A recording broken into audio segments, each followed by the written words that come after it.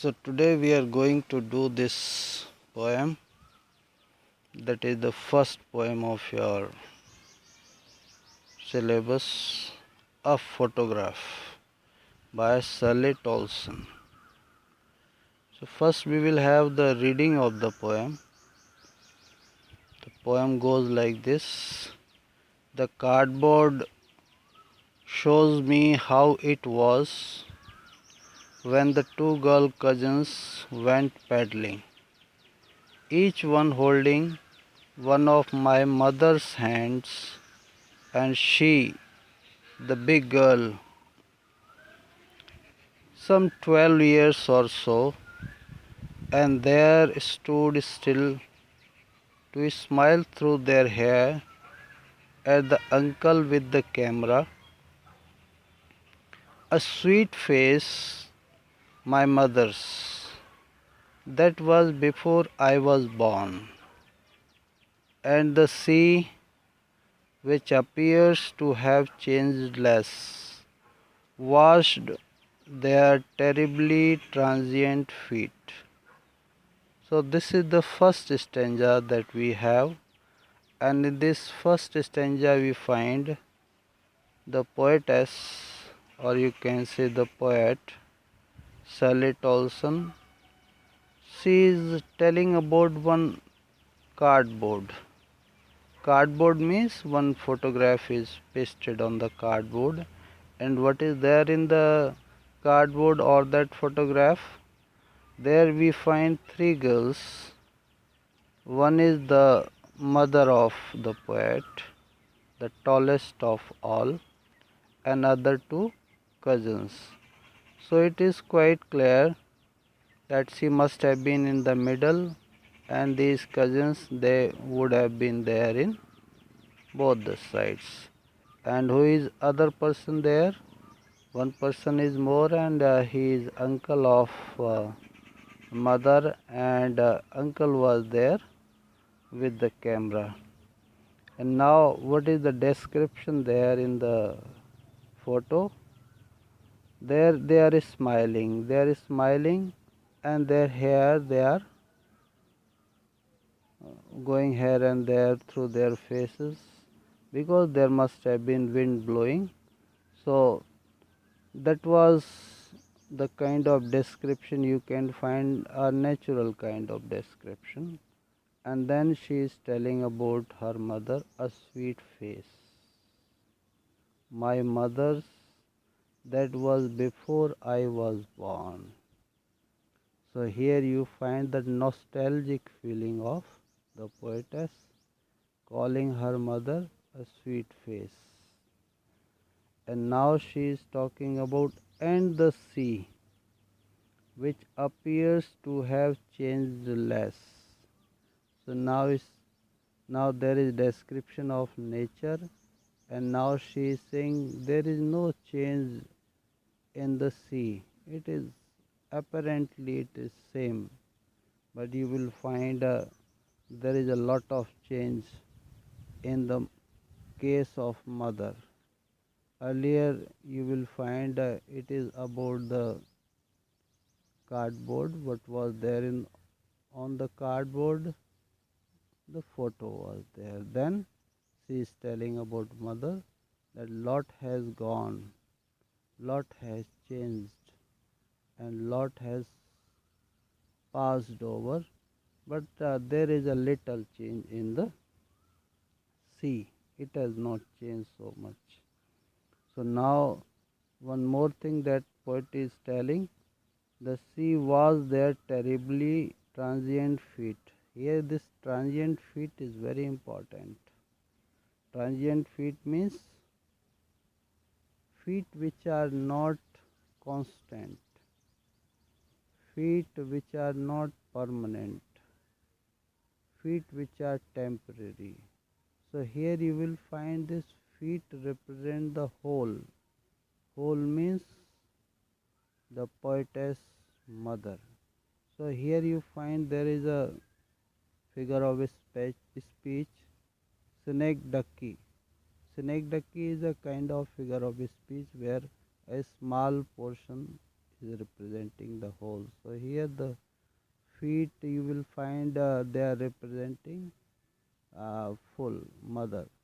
So here you will find transient feet means feet which are there.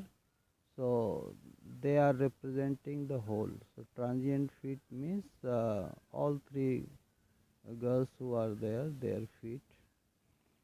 Then you have the second para. In the first para, there is a description about the photo, who are there. Then there is a particular description of mother, a sweet face. Then she is telling there is temporary phase in the life of a person. It keeps on changing. But in the case of nature like sea, it is permanence that we see all around us. Then we have the second stanza. Some 20, 30 years later, she would laugh at the snapshot. See Betty and Dolly, she would say, and look how they dressed us for the beach. The sea holiday was her past, mine is her laughter, both wry with the labored ease of loss. Now you will find there is a second para means second stage of life.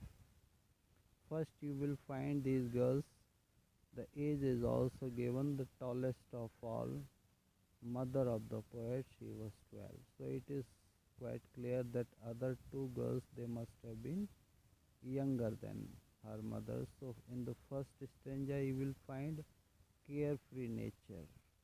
You will find the happiness of the children, happiness of mother and cousin. Now in the second para you will find when mother is married, so it is told some 20 30 years later. So you can add 20 30 means you can add 32 or 42 years of age. So now this description is there, and what is the description there? Mother is looking at the photograph and she is saying, look how they dressed us for the beach. She is nostalgic. She is looking at her past, how she was happy, how she was dressed, how she was carefree. And same is the case with mother. So now this para is telling about the concluding para, what is going to be there in the next stanza. So in the next stanza we will see the writer will talk about her mother when she is no more. So in the second para we had seen about the phase 32 to 42. When you find we people miss our childhood because we have not entered into the harsh reality, and if we have entered then we want to go back to the childhood, because the harsh reality is that we cannot go back to the golden era of childhood that has gone and you cannot take it back. So that is the second stage, and there you find a writer is also feeling very sad, the poet is also feeling very sad, and mother is also sad because they all are nostalgic. Mother is nostalgic about childhood, and poet is nostalgic about her mother. And there you will find this is a very common line that comes for explanation. Both rhyme with the labored ease of loss. Both rhyme means mother is also, rhyme means twisted, painful, anxious. So you will find there can be the meaning that could be asked, the meaning of rhyme. So you can say twisted, it is literal meaning, but here the meaning is she is unhappy, she is painful. So that is the case of mother, and same is the case with the poet. Why? Because now her mother is no more, that's why she is also painful. Then we have the concluding stanza, and the concluding stanza is, now she has been dead nearly as many years as that girl lived, and of this circumstance there is nothing to say at all. It's a silence, silences. So here is the ultimate thing, that is ultimate silence, death. So here writer is talking about death. That silences everything. That's why now you will find a writer is telling that mother is not there, she is no more, and now circumstances are like that, she cannot talk about her mother, and this is the fact. This is the fact that everybody should know. And you must know about one thing about the poetry. Poetry is never, poem is never personal. So you don't take it that writer is talking about her mother, or you find poet is talking about her mother only. Poet is talking about all the mothers of all the time. Not the mother that she was so many years ago. No. All the mother of past, all the mothers of present, and all the mother of future also.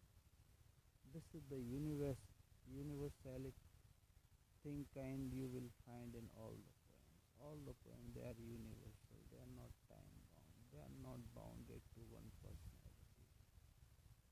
So here you will find this poem is not personal, it is universal. Because here writer is talking about three universal themes. One is childhood, that is in the first para. In the second para you will find there is second stage, middle age, 30, 40, and then last you will find old age, that is symbolic of death. So this is the poem. You must go through the poem, read the poem, and then you will have some idea, and that idea you must write as the summary of the poem.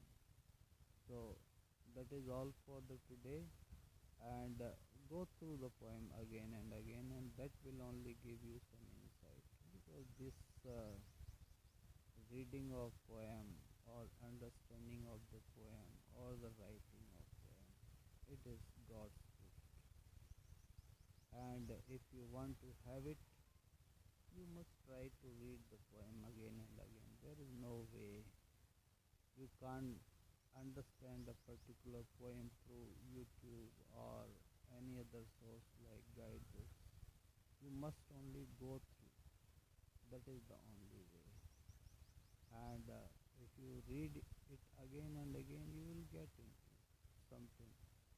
If your frequency is matching the frequency of the poet. Unfortunately, most of us we do not get to that, and if we are not going to that particular stage or the frequency, at least we must have some understanding so that we can answer basic questions. Some questions may come like why poet is nostalgic, and why, what is the theme of the poem, what is the universality that writer